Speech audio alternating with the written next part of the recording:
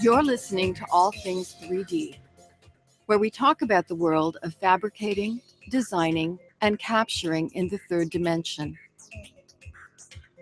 Installed on my AR-15. I just tested it out. It works perfectly. I've got about half of a mag left. I'm going to set this up against the tree, and then I'm going to dump the rest of this mag. No one's coming out to stop me yet. So yeah, we're just going to dump the rest of this mag, and then, yeah, that's probably going to be it. But I'm going to set this up against the tree, and it's going to be in horizontal mode. I'm going to try to edit it so that it's not, so you don't have the black bars on it. So yeah, give me a minute to set this up, and I will get back to you guys.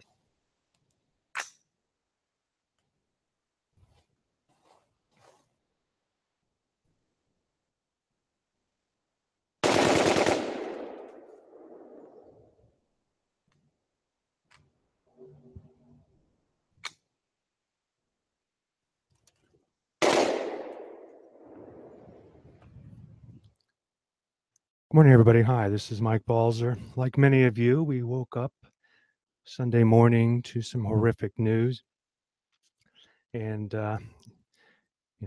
obviously I don't need to go through the details, but what I would like to do today, and also taking consideration of what my wife told me a little earlier, I thought that the only thing that I would be actually talking about today is a few articles that I have read, also some of my own experiences. And as you know, we've been running this show for about 4 years now. And in our first episode, we actually talked about the controversy of designing and fabricating guns using 3D fabrication. And, as you know, I probably lean more to I guess the left as far as gun control and things of that nature. My co-host at the time, Chris Kopek, leans more to the right, feeling that we have the rights to fabricate. And so obviously that's a disagreement on our part. So after we just, witnessed this event, actually, I guess through TV and other media, except for those who actually were there and lost loved ones. We have some real issues with the ability to obtain or fabricate either accessories or even full out weapons. And for those of you out there who are listening to this and thinking, that's a lot of baloney, I've been doing this for some time now, and I guarantee you that it's quite possible. Yes, there's a skill set that's required, but it's quite possible. And there are people paying, people like myself who can fabricate as well as scan to create or derive information from other guns, either to develop accessories, um, holders, anything that goes along with guns. And I really think this is a topic that needs to be discussed. Um, right now we're just kind of isolating it to one accessory, but I think we really need to look at it. So what I'm going to do now is kind of go through some of the things that I've looked at. And this just came out today. Wired magazine came out with an article. Automatic rifles are banned. Here's how Las Vegas shooter could have gotten one. And it goes through some history about there being some loopholes. The fact is that, yes, you can upgrade to a full automatic. There's other accessories like cranks. But the point is that I would like to make is that creating accessories for weapons to extend them, as I call them, super weapons, is, I think, as we have seen, it has some devastating effects to it. And I'm obviously very concerned about that. And as you can see here, this article. I won't go through it all, but you can go ahead and read it. There was another article that I just saw from Machine Design that talks about, do 3D printers pose a security threat? And we've talked about several of these things, not only from a gun or a weapon perspective, but also 3D printing keys. And here we're actually seeing and researcher who created for the U.S. Army a fully 3D fabricated grenade launcher. So clearly, we're at a stage where not everybody can obtain some of the more expensive 3D fabrication devices, but they are becoming more readily available. Also, we're starting to see low-cost 3D fabrication for metal sintering. We've seen a couple of companies, we talked about it. So the tools not only to create plastic, but metal components are there. And, I know some of you would disagree that we should not have regulation, but come on, we need to think smartly on this, or we're going to see, in my opinion, more and more of this. And this came completely out of the blue. And if it were not for some of these, what do you want to call it, outside accessory avenues that people can go to circumvent, even though it's completely legal, and I think that was more of a loophole. I think that. We're going to see more and more of this if it's not already uh, kind of like a foundation for more to go on. Here's another article from the Washington Examiner that talked about 3D could make Senator Dianne Feinstein's proposed bump stock ban obsolete. As you saw when I opened up this video, clearly you're capable of doing that. There's also other key components of a weapon that can be 3D fabricated, and people are doing so. And this was the video that I had shown. Here's the actual stock, and actually, this is the one that's from that one particular company. But the fact is, you can 3D fabricate. And some people say that it could be more costly, but if you've already got the materials and the time, you can make about anything. I know I have. So these, to me, are some concerns, and these needs to be addressed not only for the bump stocks that you can buy off the shelf, but what can you do with 3D fabrication in order to circumvent some of the legalities of weapons. And I think this needs to be discussed openly. And so on that, I'm pretty much going to close it. As I said, I had quite a few other things. Something else that I've talked about before. It's a little controversial, but since I discuss a lot of things in the virtual world, one of the things that I saw at the Portland VR meetup that kind of took me aback a little bit, and I was a little disconcerting. Let's see if it was. Geez, did I not? Here we go. Was a weapon that the person boasted about being weighted in such a way that made it feel very realistic. And as I went through this list here, and like I said, I'm not okay. So essentially, I've got somebody who's breaking in on me. But so going back to this, essentially, we have weapons now that can be used in VR that are very realistic. And where is this going to stop? Do we need another situation?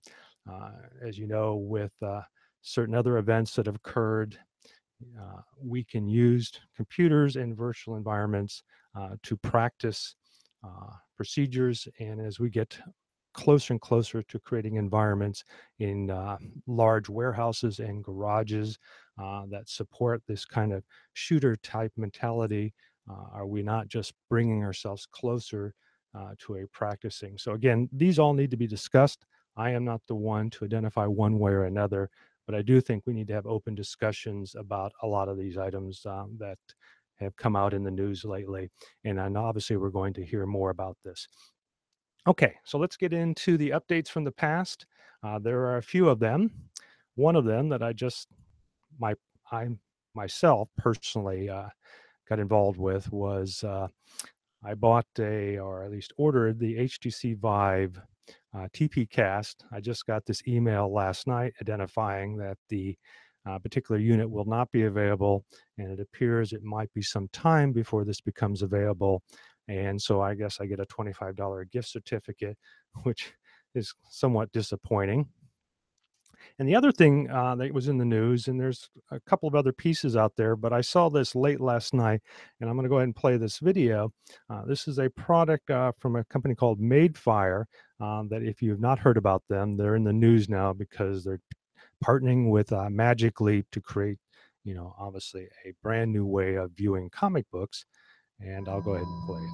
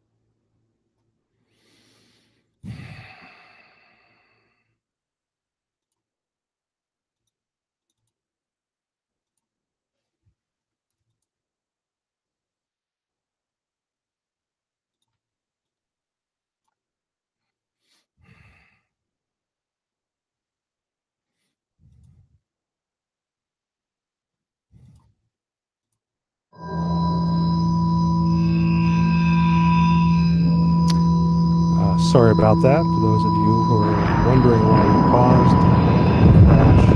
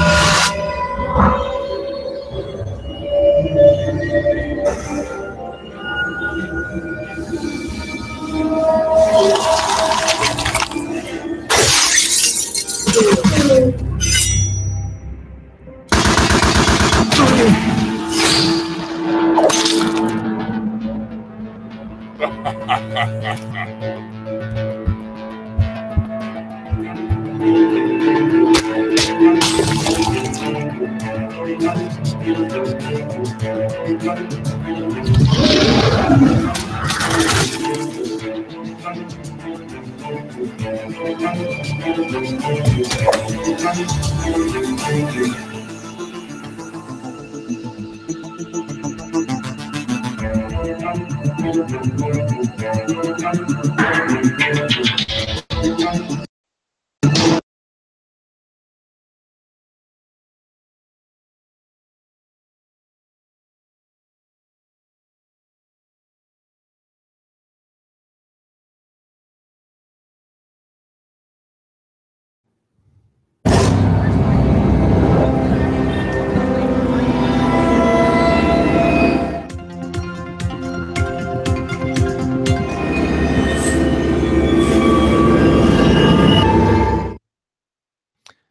Well, this has not been a good morning, so I apologize again. Second crash.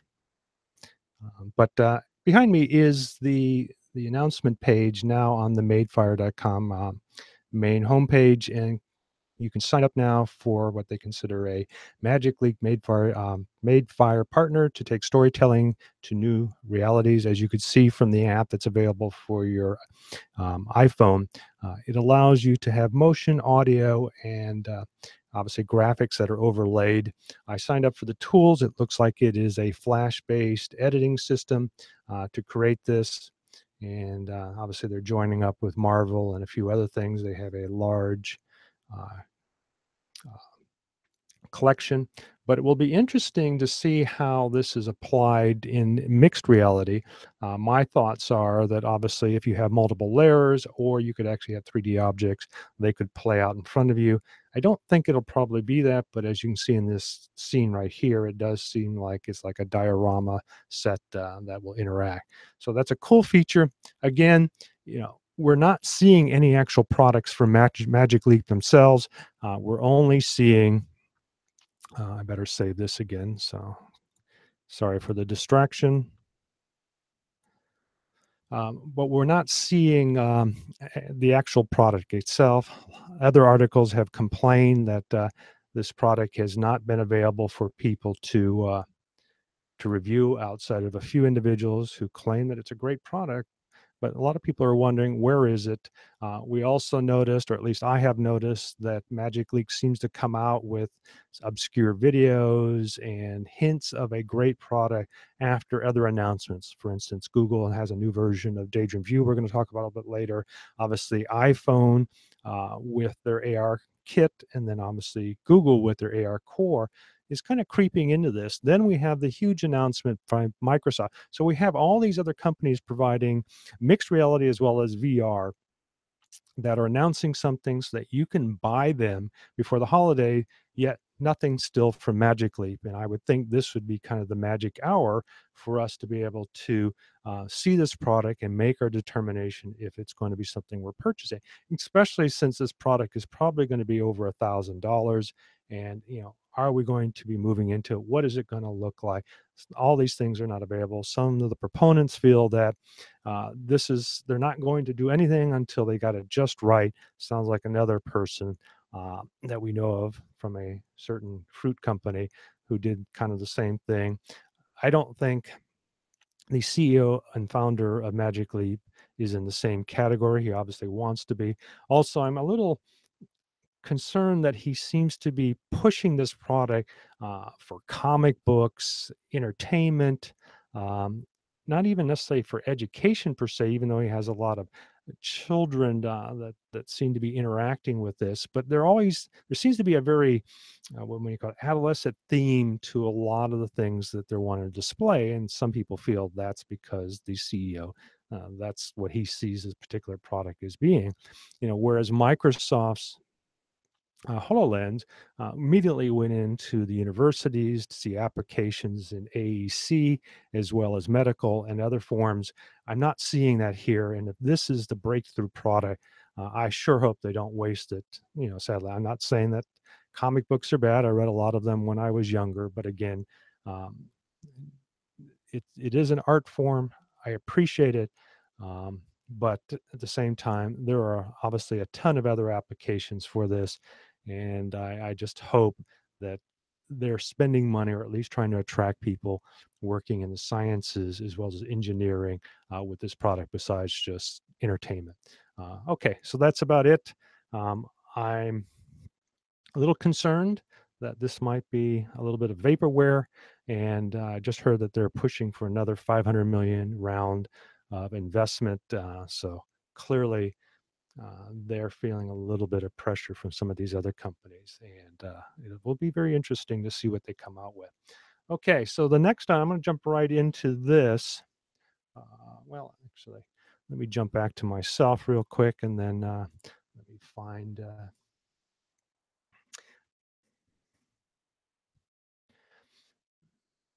So something else that was in the news, and it became uh, more important because, as you can see behind me, Body Labs was bought by Amazon, and we actually discussed this at length in a previous episode. If you remember, Body Labs. Let's see if we can come up with something. Um, let's see. I'll take the Ars Technica lab. But Body Labs use 3D scanning, but more importantly, they worked with I think the U.S. Army in order to create this database of information of sizes. And clearly, the Army and the military would have a database because they have to create. What do you want to call it? Outfits, uniforms that fit a wide gamut of sizes. So what they were able to do is by scanning, they created some key points, and then from there they were able to use those measurements for clothing. So as you know, Amazon has moved forward with some of their new products that allow you to basically look at an individual and then determine the type of clothing. And I can see this being utilized with them. Now, the fact is, the Echo Look is a camera. It does not actually have any depth sensors nor even a parallax effect with two cameras. There may be a new product coming out, and might be the early part of it. So I thought that was interesting. As mentioned, we had covered it before, and yeah, I thought that was something we can talk about. Okay, so let's move on to the next item here, and we're getting into some 3D technology. As you know, co-host Chris has the latest version of Formlabs. I had the first version. Formlabs has really hit the mark as far as creating an SLA printer that's not only affordable, but has some really good results. And they've got a large backing.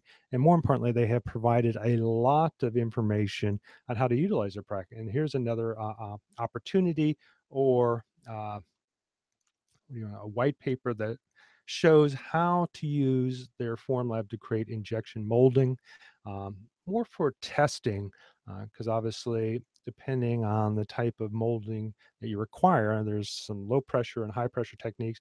Normally, the high pressure are milled out of aluminum or some metal to withstand the pressures and obviously the heat. But what they're indicating here is that with some of their materials, it can withstand the heat and not necessarily the pressure, but that allows you to design the mold itself, test the mold before moving into a more expensive process of getting it milled out of material other than plastic. So they go through and talk about this in detail. So if you are interested in this, clearly this is something that you should look into. And so I thought that was pretty what would you say, nice of them, but obviously if you're in the market for a 3D printer with some good looking materials, or not material, output, this is kind of a no-brainer. In the past, it was slow. That has actually improved, and the materials themselves have improved, not only in durability, but the number of materials that are available, from anywhere from dental materials that can be burned out to durable materials that can be used for molds. And clearly, not only does Formlabs provide these materials, they also provide information on how to use the materials and their product. So kudos again. I've been a avid fan of Formlabs, and here's another reason why. And the link will be in the show notes for this. So if you want to download the PDF, it's free. You just need to sign up. Okay.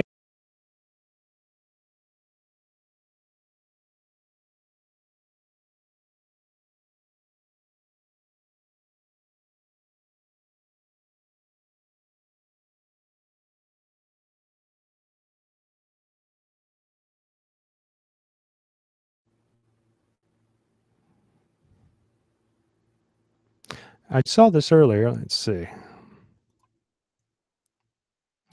And this is from a company called PrintDry. And what they were known for, and I'll jump down to the bottom of it, is creating a heater system. Where is it at? There it is. That allows you to heat and essentially isolate the moisture inside your filament. It's like a $99 product. You can go out there to the website. But this Kickstarter allows you to buy kind of like enclosures, Tupperware or Rubbermaid, whoever your company is, that has these airtight seals with a silicone gasket that keeps you not only moisture out, but they also provide silica what do you want to call it, packets, in order to absorb the moisture. So it keeps it nice and tight. They talk about what people normally do, including myself. We put them in these little plastic bags, but clearly this is not the perfect way. I like the pricing. If you go up, let's see, where is it at? And there's still some available. I better get mine in there before they go out. But early bird pack of 6, about $38. I don't think that's too pricey, especially if they're of good quality. And these will be available December 2017. So there's 94 left of that. And then obviously, if you pledge 68 for a pack of 6, again, 2017. But it's a little bit more expensive, so I would probably hit the early bird. There may be some other products out there. This is the first one that I've seen like this. So I'll probably get some because, not that 3D material is that expensive, but I have worked with some nylon.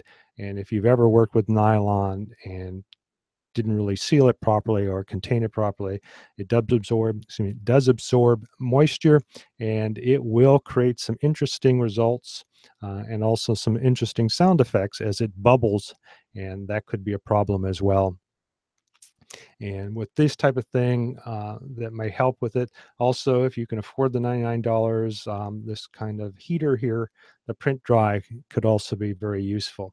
Now, what I don't know is, it would be great if this unit here, right below it, could fit right on top of it, but I don't think they thought that far ahead. But that would be very cool to be able to stack these, or at least have one frame inside the other. But as you can see here, the heater has a perforated bottom so that the air can flow through it. So, and this is available now. These containers are on Kickstarter, and you can sign up now, get them for, what they say, $38. Is that right, for the early bird? Yeah, US dollars, $38, and hopefully estimated December 2017. But with Kickstarters, sometimes you win, sometimes you lose. Right, 6 cents? Okay, moving on. Let's see what else we've got here. Well, I thought this is kind of funny. I'm just going to run through it real quick. Let me go ahead and cue it up, and then I will move over to it. So we've talked about her before. She got a backpack, and I got a ruler for 2. And I'm about to take her back to school right there. But essentially, this is Naomi from China, who has been very creative with her usage of 3D fabrication. Some people think a little racy at times, but I think this is kind of fun because she put a Delta printer on her back with a couple of battery packs, and has been running around China. I don't remember the exact town, and literally 3D fabricating with this on her back. So obviously it's for show. I don't see any real use for it, but I thought that was kind of funny after myself creating the budget VR backpack. So I guess she showed me there. Oh well, kind of a little fun thing. So let's move on to the next item. Let's see where we're at while that's still going on. Yeah, so let's look at 3D design. And this, I have another little video that I will go ahead and play while I queue up my website.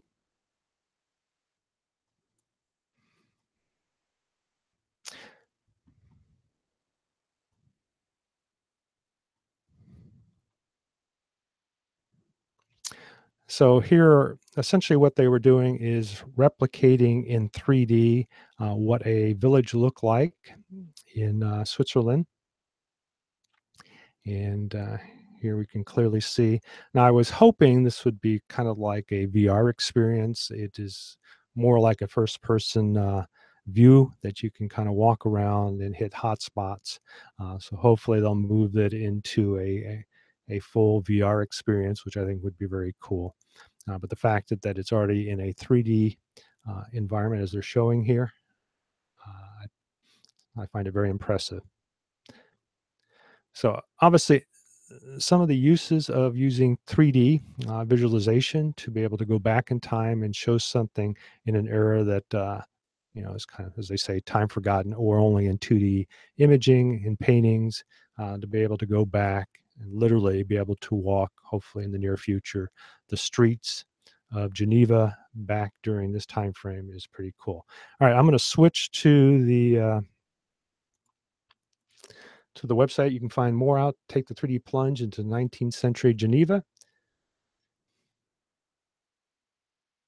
And they say, I thought originally when I read this that it said Google Street. And I said, oh, that'd be cool. But no, it's more of again, it's another Flash-based viewer that you have to load up in order to view this.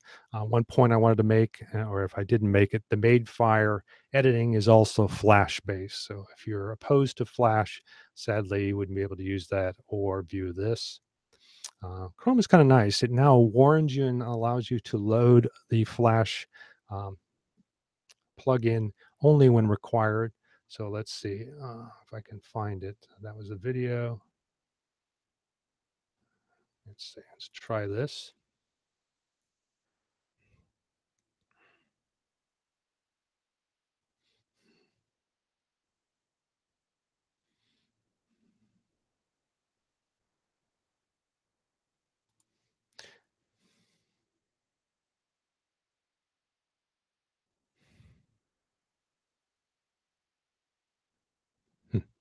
That's interesting. There we go. Okay. All right, so we're in. So on my other Chrome browser, it asked me if I wanted to load it first. Maybe since I already did this in my Chrome settings, go from machine to machine. That may be the reason. And then I can click on these targets, and then it should, if I remember, zoom to them, but maybe. There we go. And then we can keep clicking on the targets. There are other targets, and they allow you to go around. So even though the textures are fairly detailed, at least in the browser version, the actual resolution seems to be a little bit limited. And then you have a map here that identifies where you're at. So pretty cool. It'd be kind of nice to have some animated objects and so forth to liven up the town. But the fact is that you have an incomplete city during a time frame that does not exist. I thought was a neat feature, especially from an architectural perspective. All right, let's move on to the next item. We kind of talked about it already, so I'm not going to move into it again. Actually, I did not. So I'm going to jump in. This, kind of goes back to my earlier theme, but I wanted to look at, let's see if I can make sure I find it. Sorry, I'm a little distracted here we go. There are actually, as you know, if you've been following me, or if you're an enthusiast in 3D fabrication, scanning, or using 3D visualization and scanning, have done a lot in order to provide, at least for the crime scene, the ability to scan the entire environment and then come back later for thorough analysis. And obviously there's a lot of pluses there, as you've seen in TV series and so forth. The crime scenes can get contaminated. So if you set this up, capture the scene, and then analyze it later, obviously there's some great benefits to it. And this is one of many towns. This is Washoe or Washoe County, which is in Nevada, that has the system. I do not know if something like this was used at the crime scene that took place earlier in the week, but I can see its advantage to make sure that we have a complete 3D record. Here's another article from the National Institute of Justice. One thing that was noted is that they're not the only county. There seems to be several counties who have gotten federal support money in order to implement scanning. And so here is some research information and what they found using it.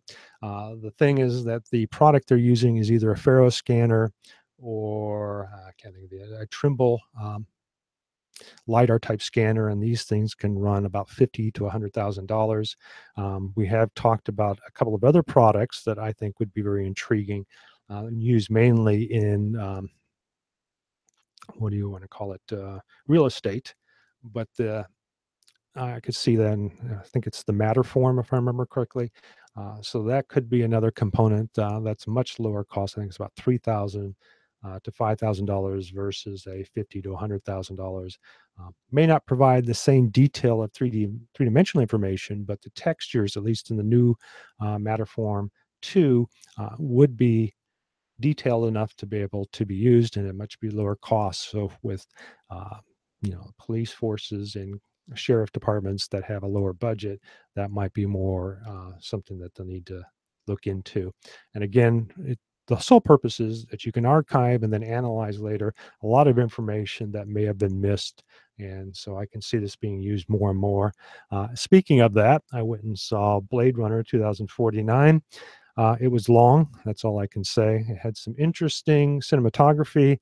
I wasn't a big fan of the storyline. Again, it was like 2.5 hours long. As my wife said, it was about an hour too long. And she lost interest about halfway through. And I kept up with it. But the point I wanted to make, if you remember in the original Blade Runner, where he was analyzing a photo for a crime scene, he was able to tell the camera where to go and come up with more detail. This is kind of like what we'll be able to do with this. And we've already seen it a couple of weeks ago. I showed how they use LiDAR scanning information for a massacre that occurred in Mexico to analyze the shooting pattern, the bullet paths, and so forth from this 3D information that took place on a highway. So they were able to scan a large portion of that highway to determine ballistics and other things, to determine the extent of the massacre and what was the purpose. And they've used this technology, as we've shown, for prison camps in Syria to determine where the captors were along with their story. So clearly there is a what do you want to call it, a good role for 3D. And we've covered it in many others: 3D in medicine, 3D in forensics, 3D in engineering, 3D in architecture, as I talked about. So I am obviously a proponent of it. I just feel in some areas we could use a little bit of cleanup. Okay, so let's move on to what else do I have? I guess VR corner in a round room, and we'll start. Well, we actually talked about that, so I'm not going to do it again. Here we go. No.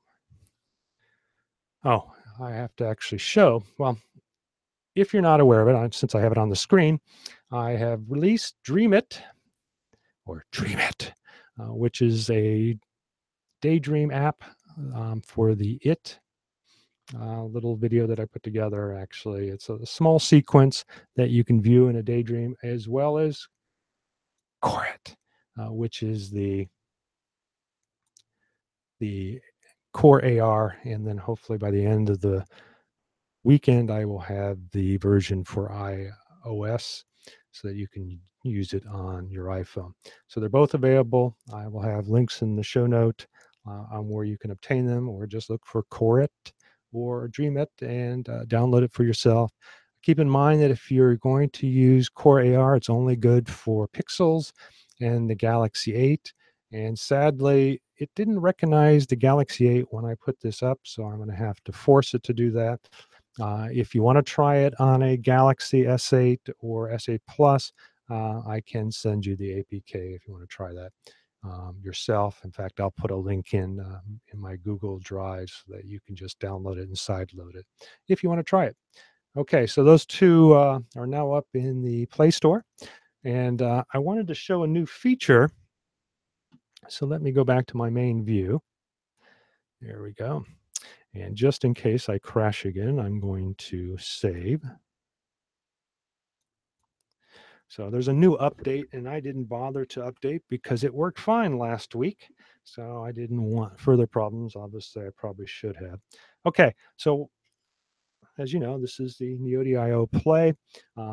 Google announced not only more stuff that can be done with Core AR, but they announced two phones, the Pixel 2 and the Pixel 2 XL. I have ordered the Pixel 2 XL. I'm really looking forward to it. Some of the advantages from a VR standpoint using their Daydream headset or Neo Play Dream Shredder is one, a larger screen, but more importantly, a full 1-to-1 ratio per eye of 1400 by 1400, so a little bit more resolution, but also a perfectly, what would you call it, ratio. Actually, it'll be a little bit off because you lose a couple of pixels at the center line, but for the most part, a full square.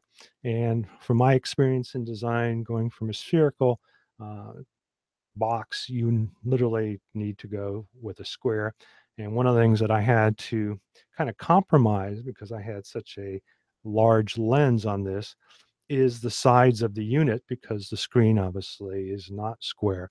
And at 5.5, I think it was minimal. So now with a screen that's almost 6 inches diagonally, I think that it will work out better. So I'm rapidly trying to find a CAD file to design the new bracket for the new Pixels so that both that and this one will be available. It has been delayed a little bit because I've been waiting for it. But other than that, we're still on, hopefully, to get this out by the end of the year. I'm hoping to, again. And what makes this a little different, one, as you can see, the full phone is available. So it keeps it cooler. I've never had any real issues with it overheating. And now that I have the ability to actually view certain statistics while I'm looking at different apps, it does give you the threshold in centigrade of where your phone is in temperature and how close you are. And I found that I'm still like 10 degrees centigrade from that threshold level using this. That was not the case with the actual Daydream. The new Daydream viewer supposedly has better, what do you want to call it, heat dissipation. It's still plastic, so I don't know if they have a venting system on the back system. It does look like there are vents in the top of the lid of the new Daydream, so it could vent air that way. But again, having it completely open, as in this case, I think clearly. The other thing is, because one of the reasons I designed this was to be a very minimal design. You literally have a strap and a frame and a lens box with very minimal material to literally just close it on your eyes and keep it very lightweight so it feels like you have nothing in front of your eyes, just like a pair of glasses. So I really, well, obviously I'm a little biased because I designed it, but I'm very happy with this. And when I tried on the Daydream, it obviously, the new one supposedly is going to fit better, but I had to make modifications to my other one to improve the FOV, and two, to provide a more comfortable fit for at least my fat face. Okay, so what I wanted to show today was this new feature, and I'm going to go ahead and bring it up. Um, let's see where we're at. Oh, that's good. Okay. So let me find my screen. Okay. So, all right.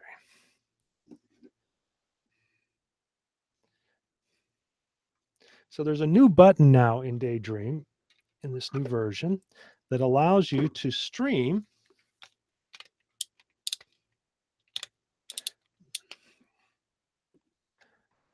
So give me a moment to set myself up. Or Chromecast your actual Daydream experience. And it comes up with a screen which you can't see now to identify which casting device I want to send it to. And then it sets it up. So you should now be seeing, and I'll take this off a moment. Yep. You should now be seeing what I am seeing. So even though I could Chromecast the previous output, it was in the standard stereo output. Now it's just a single screen. They said the reason you can do this is so that you can show other people what you're viewing on the big screen. Obviously, it has some advantages here. So one of the things I wanted to show off today, sadly, Skybox does not allow for audio casting, but here it's playing. So let me jump back. I like Skybox, if I can get back, there we go. We're going to start from the beginning. Skybox is a great video player. Not only does it stream from their own proprietary system, but it also allows you to basically download videos and stream them through their own proprietary streaming system, but now also streams from other boxes. And as you can see here, I am now viewing this great little video that the Russians took of their spacewalk. Now, I'm not, at least this particular version that I was able to download only is about 1080p in quality. So I'm assuming that's probably a consumer-based 360 camera. But as you can see, as I'm looking around me, I can see in 360. Now, what you see on your screen is a single image of what I'm looking at. And so you now get a better understanding, or at least a perception of what I'm looking at. And again, from a social perspective, having multiple people playing a game. I can't remember the one about the bomb that you have to, now I can't even think of the word now, but essentially having something like this where you can view it, I think will be pretty cool. Also, if you're looking at a 360 and or a game and you have other people around, personally, I find that kind of funky. I don't know if um, the new YouTube service now supports multiple people, but that was something they were also going to do so that multiple people could have a VR headset on and view the same video at the same time and make comments while they're viewing it. That should probably be pretty interesting to watch. A number of people watching the same video with headsets on, sitting on the same couch, where in the past you just watch a large screen and interact in that fashion. But I guess if you want to interact with somebody and you're across the world, a lot of times we watch movies and videos with our loved ones. So maybe that could be a way to do so. I don't know. Obviously, you could just be watching the same video on your laptops or you're together on the phone. So clearly, we're just trying to figure out ways to use this. Okay, so that's about it. It does seem to work. And it is a cool video if you want to get, at least for now, the effect, and it's still running in the background, as you can see, get the effect of feeling like you're walking in space. It's a pretty good, I think the detail could be improved. Somebody should get the space either donate or they should buy an Ozo or something like that. Not only would you get the full 360 perspective, but you would get a stereo imaging that I think would be very cool, especially against the backdrop of the Earth. But the Earth itself, because of its distance, you really wouldn't see any 3D perspective from it. And then this is an accelerated portion behind me. So again, I'm able to rotate the headset and you can see what I was looking at. So kind of a neat feature and it's something I'll use in the future. On that note, maybe I should just show a little bit of dreamIT. What do you think? Guess I'm really not giving you a choice, huh? Okay, so I'm going back to the main menu, and let's bring up dreamIT. Hopefully I haven't used it. Okay, interesting. So I don't know why audio casting is not supported. I don't know if that's going to be a new flag, but this one does have creepy audio. And as you can see here, here's a message that you have to read. You have been warned. And there it is. There is the creepy little balloon. And as it comes closer, there's obviously some sound effects that you can't hear. Oh, there's Georgie. He's floating. But essentially, and I'm going to set up it. No. I don't want to give it away. You need to download it and try it yourself. So there's a couple of, what do you want to call it, jump fright scenes in it. Nothing very elaborate, just a couple of scares. But I thought it would be a cool. So download it, try it yourself if you got a Pixel, or if you, for instance, the dreamIT should work on any type of device that's Daydream compatible. So if you've got a Daydream compatible Galaxy S8, try it out. Clearly you'll need a, I'm wondering, is the new Gear VR headset Daydream compatible, or do you have to have a Daydream compatible headset? That is interesting. I don't know the answer. I guess I'll research and figure that out, or if somebody knows, let me know. I don't think so. So I think if you've got a Gear VR headset, it will only work with Gear VR stuff through the Oculus system, and that you would have to buy another headset if you wanted to use your Galaxy S8 for Daydream. And so if that's the case, that's like twice the cost, or maybe you could wait for the Neo DIO Play. But there are ways of getting around it. Maybe I'll discuss that again if I do find out that to be the case, where you can use your Daydream, excuse me, not your Daydream, your Gear VR for Daydream. A couple of things that need to be done, but for the most part, you should be able to use it other than the hand controller, but I may have a solution for that as well. Okay, let's see what else we've got. Let's see if my camera's still up. Yeah. All right, I'm going to go to this. This, if you saw the video last week, I had myself in front of another camera while I was walking around. But if you remember, the disappointing thing is that I had forgotten to add to my Budget VR backpack a connector that allowed me to run the entire headset. Now, keep in mind, if you're not familiar, the HTC Vive not only has a USB 3 connection, but it also has an HDMI and, more importantly, a 12-volt input out of 1 amp, 1.5 amp input. I think it's about 1 amp. That controls the, or not controls, powers the both the panel as well as the electronics in the headset itself. I had forgotten that, so literally I had a AC cord dangling in order to get the demo last week. Well, today, or this week, I ordered, listen, I'll have it in the show. It's like a 2.1, 2.1 inner, 3.5 outer coax power connector. I got some that has 2 solder prongs on the back, and then easily just, it's like a barrel that you can tighten into a hole. I just had to widen one of the holes that was normally used for a Wi-Fi antenna on this case. And I guess I could bring it over here. So actually, I'll just jump over. So as you can see with my camera here, here's the HTC Vive. It is now connected to the back. Let's see if I can move this forward without breaking everything. I am powering it right now with the I think it's a 15 amp 12 volt power supply.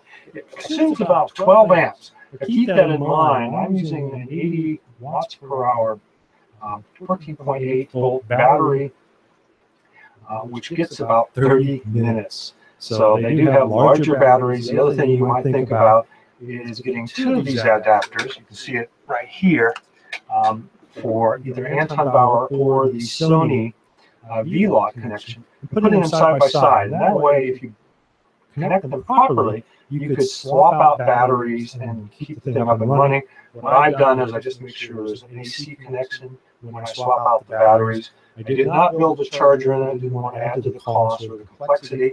I do already have a charger for my Anton Bauer, so I felt that was not needed. And I have the ability to charge one battery while one is going.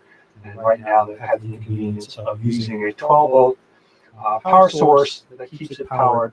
And if you're going to do something like that, keep in mind with dissimilar voltages, especially with these anti-barrier V-law, go with either Schottky or regular steering diodes at the amperage required to run them. I have some that are capable of 10 amps apiece. They're fairly large, thick.